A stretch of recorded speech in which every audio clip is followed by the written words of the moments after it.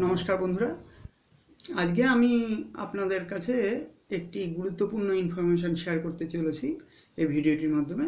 সেটা হলো বর্তমানে আজকে তো ফেব্রুয়ারি মাস শেষ হতে চললো প্রায়। তো আমরা এখানে যারা চাকুরিজীবী আছি, সরকারি চাকুরিজীবী বেসরকারি চাকুরিজীবী, উভয়ের কাছেই ফেব্রুয়ারি মাসটা অতি গুরুত্বপূর্ণ। কারণ 16A প্রসেস করে ফিল আপ করে আইটি রিটার্ন সাবমিটের প্রসিডিওর চালু হয় সাধারণভাবে এই মাস থেকে। তো আমি আপনাদের আলোচনা করতে চাই এই আইটি রিটার্ন সাবমিটের প্রসেসটা নিয়ে। সেটা হলো বর্তমানে গভর্নমেন্ট অফ ইন্ডিয়ার তরফ থেকে, ইনকাম ট্যাক্স ডিপার্টমেন্টের তরফ থেকে দুরকম আইটি রিটার্ন সাবমিটের প্রসেস চালু আছে। একটা হলো ওল্ড ট্যাক্স রিজিম, একটা হলো new tax regime. Old tax রিজিমে আপনারা জানেন আমরা 5 লাখ টাকা অবধি ট্যাক্স বেনিফিট পাই, ট্যাক্স ছাড় পাই। 5 লাখ টাকা অবধি ইনকামে কোনো ট্যাক্স লাগে না। তারপর যদি কেউ আমরা 1.5 লাখ টাকা অবধি বছরে আমরা সঞ্চয় করতে পারি, তাহলে 80Cতে আমরা 1.5 লাখ টাকা অবধি ছাড় পাবো, ঠিক আছে। আর তারপরও একটা ছাড় পাওয়া যায় ন্যাশনাল পেনশন স্কিম, সংক্ষেপে এনপিএস। এনপিএসে যদি কেউ বাৎসরিক 50,000 টাকা অবধি সেভিংস করতে পারেন, তাহলে আপনারা ওই 50,000 টাকা ছাড় পাবেন এনপিএসে এক্সট্রা। তাহলে কী হলো, 1.5 লাখ টাকা প্লাস 50,000 টাকা, 2 লাখ টাকা বছরে যদি আপনারা সেভিংস করতে পারেন আর 5 লাখ টাকা আগে ছাড়, তাহলে 5 লাখ আর 2 লাখ টোটাল 7 লাখ টাকা ওল্ড ট্যাক্স রিজিমে আপনারা ছাড় পাচ্ছেন যদি কেউ ওল্ড ট্যাক্স রিজিমে সাবমিট করেন। এখন গভর্নমেন্ট অফ ইন্ডিয়া 2-3 বছর ধরে নিউ ট্যাক্স রিজিম এনেছে। নিউ ট্যাক্স রিজিমকে জনপ্রিয় করবার জন্য এখানে ট্যাক্স ডিডাকশনের হারটা বেশি রেখেছে।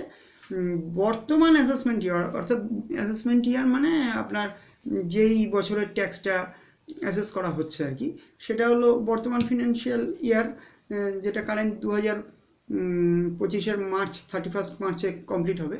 অর্থাৎ 2024-এর এপ্রিল থেকে 2025-এর মার্চ অবধি আপনার এই ফিনান্সিয়াল ইয়ারের অ্যাসেসমেন্ট যেটা হচ্ছে, সেখানে যদি নিউ ট্যাক্স রিজিমে আপনারা সাবমিট করেন আপনাদের আইটি রিটার্ন, তাহলে আপনাদের ফেসিলিটি একটু বেশি ওল্ড ট্যাক্স রিজিমের থেকে। সেটা কতটা বেশি, সেখানে ডাইরেক্ট 7,75,000 টাকা অবধি আপনার নো ট্যাক্স।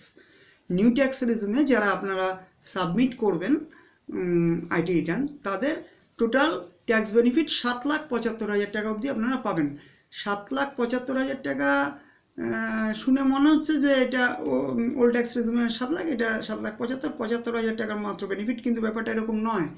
ব্যাপারটা হলো ওল্ড ট্যাক্স রিজিমে আমরা কিন্তু 2 লাখ টাকা অবধি যদি কেউ সঞ্চয় করতে পারি বছরে, তাহলেই একমাত্র এই 7 লাখ টাকার ফেসিলিটিটা পাবো।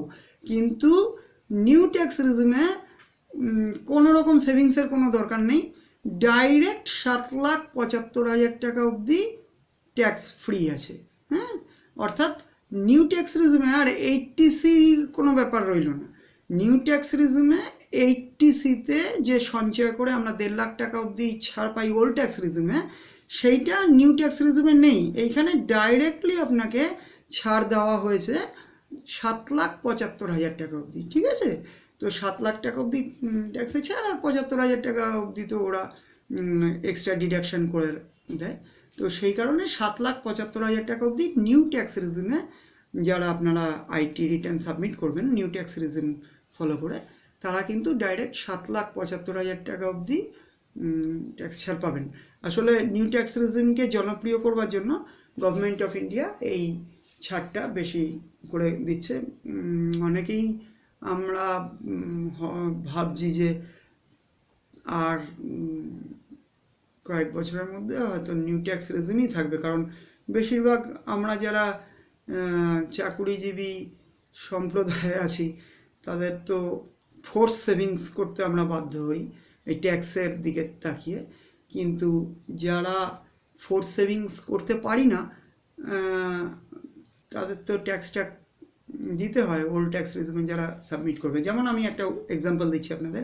ধরা যাক কেউ 6 লাখ টাকা বার্ষিক ইনকাম করে, তো 6 লাখ টাকা বার্ষিক ইনকাম করলে সে ওল্ড ট্যাক্স রিজিমে 5 লাখ টাকা অবধি তার ডাইরেক্ট ট্যাক্স বেনিফিট আছে, আর সে 5,000 টাকা মান্থলি সেভিংস করে। তাহলে 5-12-60 মানে বছরে সে 60,000 টাকা সেভিংস করলো। তাহলে সে 5 লাখ প্লাস 60,000 টাকা সেভিংস, 5,60,000 টাকা অবধি সে পাচ্ছে ট্যাক্স বেনিফিট। কিন্তু তাকে বাকি 40,000 টাকার ওপর তো ট্যাক্স দিতে হবে। কিন্তু সে যদি নিউ ট্যাক্স রিজিমে সাবমিট করে ইনকাম ট্যাক্সটি, তাহলে তখন কিন্তু আর তাকে ট্যাক্সটা দিতে হবে না। তো ফলত বর্তমান পরিস্থিতির প্রেক্ষিতে যদি তুল্যমূল্য বিচার করা যায় ওল্ড ট্যাক্স রিজিম আর নিউ ট্যাক্স রিজিমের মধ্যে, তো বেশিরভাগ আমাদের প্রত্যেকেরই মনে হবে যে নিউ ট্যাক্স রিজিমটাই বর্তমানে সুবিধাজনক। আইটি রিটার্ন সাবমিট যারা করতে হয়, বেশিরভাগ লোককেই করতে হয়, তো তারা নিউ ট্যাক্স রেজিমে যদি তাদের আইটি রিটার্ন সাবমিট করেন, তো এই বছরের জন্য অর্থাৎ 2024-2025 অ্যাসেসমেন্ট ইয়ারে আপনাদের 7,75,000 টাকা অবধি ডাইরেক্ট ট্যাক্স বেনিফিট আছে। তো আপনারা এই বিষয়টি মাথায় রেখে যদি আপনারা ফিল আপ করেন, আইটি রিটার্ন সাবমিট করেন, আপনাদের সুবিধা হয়। আর এছাড়া আপনারা জানেন যে বর্তমান ফেব্রুয়ারি মাসের বাজেটে তো 12 লাখ টাকা অবধি নেক্সট ইয়ারে ট্যাক্স ডিডাকশান করেছে, অর্থাৎ 12 লাখ টাকা অবধি কোনো ট্যাক্স দিতে হবে না ইনকামে। তো আপনারা এই ভিডিওটি দেখে যদি আপনাদের কাজে লাগে, তাহলে আমি আমার এই প্রয়াস সফল হয়েছে বলে মনে করব। ভালো থাকবেন সবাই, শুভরাত্রি, ধন্যবাদ।